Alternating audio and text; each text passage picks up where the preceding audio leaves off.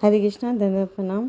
तो आज बहुत सुंदर टॉपिक है कि हम कैसे किसी भी वर्ण और आश्रम में हमारा जन्म हुआ पर हम भक्ति करके हम श्रेष्ठ पद को प्राप्त कर सकते हैं। तो ये कथा जो है महाभारत में आती है, सुंदर कथा। कैसे विश्वामित्र जो थे वो क्षत्रिय कुल में पैदा हुए थे, पर उन्होंने अपने कर्म से वो ब्राह्मणत्व प्राप्त किया।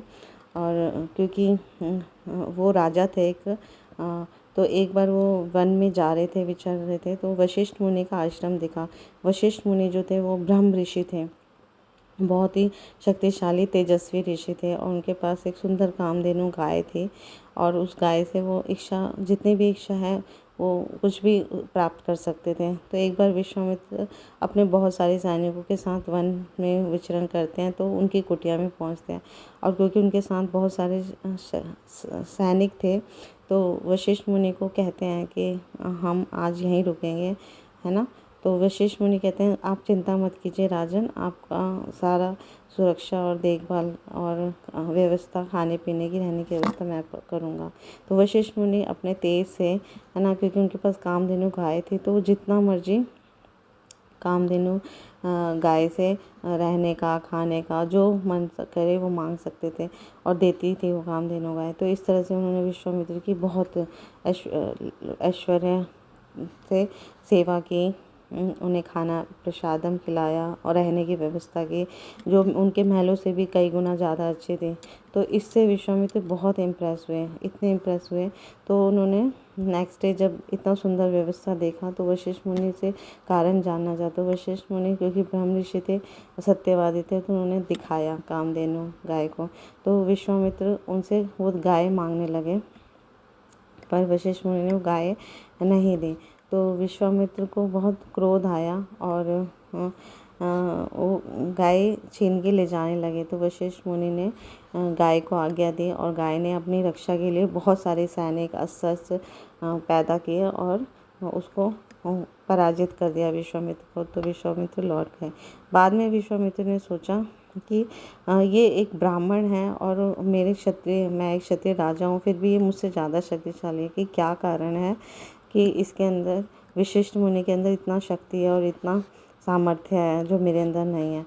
तो इस तरह से उनको जब ज्ञान हुआ, तो उन्हें सारा राजकाज सब कुछ छोड़ छाड़ के तपस्या का जीवन प्रारंभ कर दिया कि अब मैं भी ये ब्रह्म तेज प्राप्त करूँगा, है ना। क्या फ़ायदा इस राज का। तो वो राज ऋषि वो वन में जाके बहुत घोर तपस्या करने लगे, है ना। और इतना तपस्या किया, पर उनकी तपस्या से इंद्र लोक के जो राजा इंद्र हैं वो घबरा गए कि कहीं ये मेरा इंद्र लोक, स्वर्ग लोक तो नहीं छीनने के लिए तपस्या कर रहा।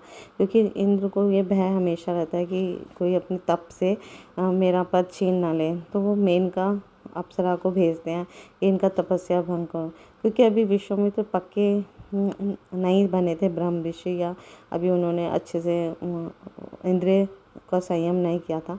तो मेनका के चंगुल में आ गए, और फिर मेनका के साथ उनका संग हुआ। तो शकुंतला नाम की कन्या का उत्पन्न हुई।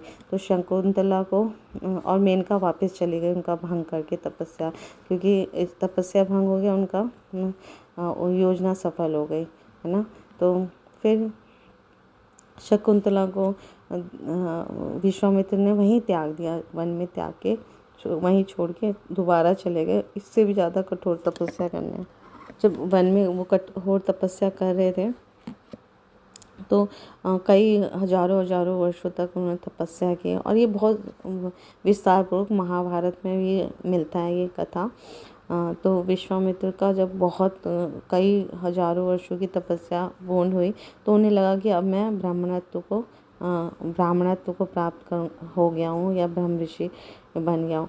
तो इसका कारण जानने के लिए वो इसकी पुष्टि के लिए वशिष्ठ मुनि के पास गए। क्योंकि अगर वो कह देते हैं कि आप ब्रह्म ऋषि हो, तो पूरे संसार में उनको माना जाएगा। पर वशिष्ठ मुनि जो हैं वो नहीं कहते, उनके पास जाते हैं तो वो मना करते हैं, नहीं अभी आपके अंदर है कुछ।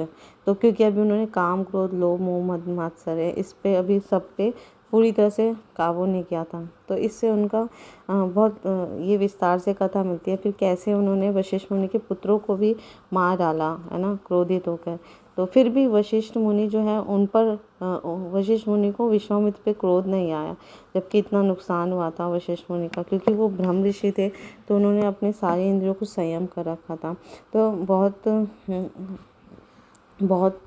फिर विश्वामित्र को समझ आया कि अभी मैंने अपने क्रोध पे नियंत्रित नहीं किया, यानी कि मेरे अंदर अभी कमी है, तो दोबारा से तपस्या करने जाते हैं और फिर कई हजारों वर्षों तक तपस्या करके फिर लौट के आते हैं। तो यहाँ वशिष्ठ मुनि अपने कुटिया में अपनी पत्नी से बातें कर रहे होते हैं, तो छिपके रात के अंधेरे में वो सुनते हैं विश्वामित्र बाहर से।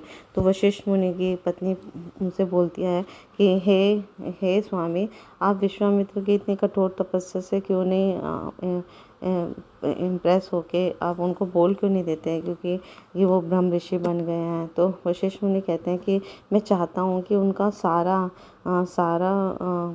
जो भी नकारात्मक उनके अंदर चीज़ें हैं या कोई भी कमियां हैं वो सब खत्म होके वो एक शुद्ध तेज को या शुद्ध ब्रह्म ऋषि बने या सच्चे ब्रह्म ऋषि बने।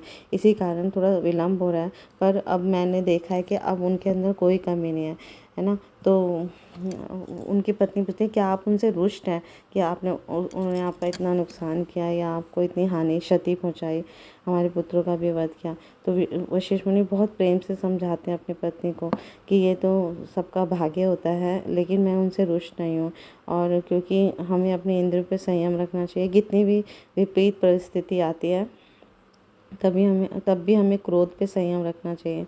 तो ये एक ब्रह्म ऋषि का तेज होता है कि वो अपने हर इंद्रियों को नियंत्रित कर सकता है।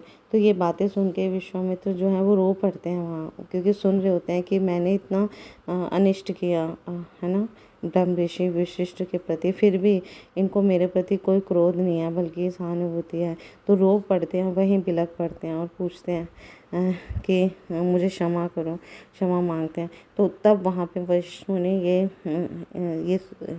घोषणा करते हैं कि आज तुम सच्चे ब्रह्म ऋषि बने, है ना। आज तुम्हारे अंदर वो दया है ना, वो समर्पण आ गया है और इसी की कमी थी। तो इस तरह से विश्वामित्र जो है वो क्षत्रिय से ब्रह्म ऋषि बन जाते हैं। तो इस कथा से हमें समझ आता है कि कैसे हमने इंद्रियों को नियंत्रण करना सीखना है अपने सीनियर से, अपने मेंटर से, अपने शिक्षा गुरु से, अपने दीक्षा गुरु से। तो इस कलयुग में अपने सारी इंद्रियों को नियंत्रण करने का एकमात्र साधन जो है हरे कृष्णा महामंत्र है। तो हम जितना ज़्यादा हरे कृष्णा कृष्णा कृष्णा हरे हरे, हरे राम राम राम हरे हरे भगवान के पवित्र नामों का जप कीर्तन करेंगे, है ना, तो हम अपनी सारी इंद्रियों को नियंत्रित कर पाएंगे और भगवान कृष्ण का प्रेम प्राप्त कर पाएंगे, जो इस मनुष्य जीवन का लक्ष्य है ना। हमें किसी कठोर तपस्या की ज़रूरत नहीं है, हमें किसी यज्ञ की ज़रूरत नहीं है। इस कलयुग में केवल हरे कृष्ण महामंत्र का संकीर्तन यज्ञ ही करना चाहिए, इसी का संस्तुति की गई है। इन कथाओं के माध्यम से हमें समझ आता है कि हमें कुछ भी कठोर जीवन व्यतीत करने की ज़रूरत नहीं, हमें सबसे सरलतम उपाय दे दिया गया है हरे कृष्णा महामंत्र हरि नाम। तो इसका हमें पूरा लाभ उठाना चाहिए अपने जीवन को धन्य बनाने के लिए। Thank you so much.